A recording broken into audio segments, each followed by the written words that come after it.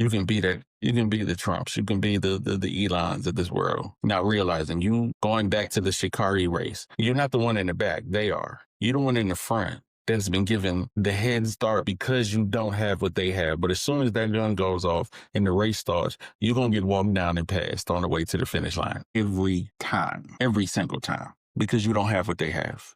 And it doesn't matter how they're handicapped. The only way to ensure an even playing field is to even the playing field.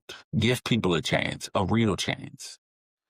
You know, COVID did more than just shut the world down. People found out during that time what they do and don't have to put up with. And a lot of us came out of it not willing to deal with that. You know, that's one thing I do appreciate about what came out of what happened during COVID, during the shutdown. Because people came out of it with a different perspective. And a lot of people had a higher value of themselves, which they should have.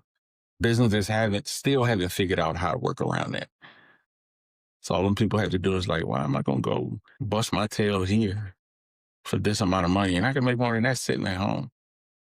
Am I saying that's a right frame of mind? No, but I'm not going to blame the person for being put in that position. I'm going to look at the system. And that's what, to me, the big issue is. And this is the difference between what people call equality and equity. Because equality is everybody starting the race according to where they are. So the people who had the least amount of skill and talent were put in the front, and it kind of proceeded from there. And then the person with the most skill and talent was put in the back, and it gave the people in front of them that head start to be able to fairly compete. But the end result was still the same. The person with the most skill was the one that won, right? So we can look at it from a standpoint of how we as Black people have succeeded in life, right? How we've been put in the worst possible position. And somehow every time we've always managed to find a way to win. But at the same time, you got to look at that race from the standpoint of it doesn't matter what handicap